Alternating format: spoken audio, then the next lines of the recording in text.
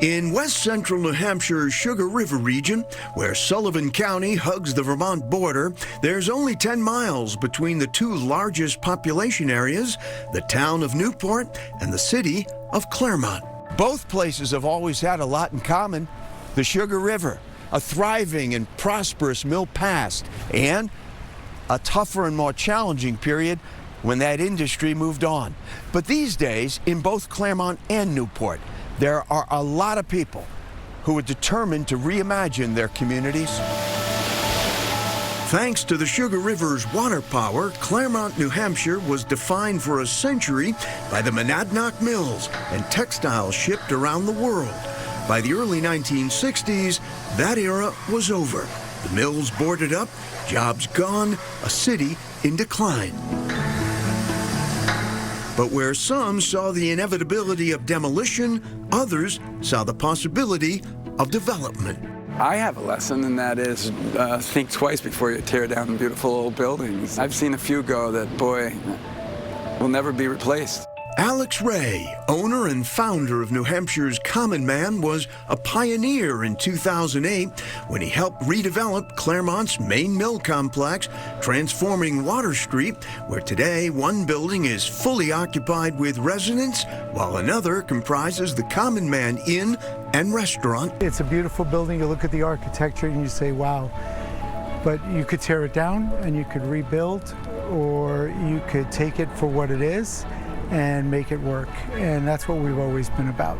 Right off the bat, you know this was a mill. Right, exactly. Right? They carry the load for the building. And these go through the rooms too. They do. All part, though, of keeping elements of the former mill. Yep. In Newport, New Hampshire, along the banks of the same Sugar River, a more recent repurposing and another deliberate choice to restore an old building rather than build a new one. There's no more sustainable building than one that's already built. Architect Chris Houston is a vice president with Burlington, Vermont's Rearch Construction, responsible for the restoration of Newport's former Dexter Richards & Sons woolen mills, which reopened in spring 2025 as 70 new units of vitally needed affordable housing. Former mill floor. Yeah. There would have been huge looms here. It would have been wide open. Yeah. Large, very heavy equipment. You can see some of the wear on the columns. We also took great care to expose brick on the inside of the building. A lot of history on the floor here. These buildings were the hub of the industrial community. So fast forward 100+ years, and now they're giving back. They're providing shelter and beautiful housing settings. They're providing a tax base. They're providing the sustainability that we all need in our small New England towns. Redevelopments like these are encouraging indeed to locals like Claremont Mayor Dale Gerard. I think it was probably back in the late 80s, early 90s, that we were really in a very down position here in the community.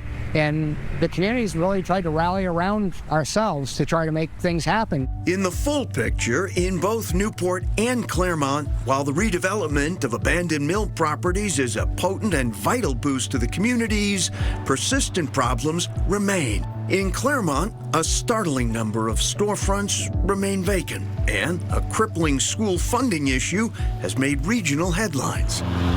And yet, in both places, as we'll see, there's one element thankfully not in short supply: optimism. We're definitely not to the plateau where we want to be, but we're absolutely heading in the right direction. We are definitely on an uphill swing here.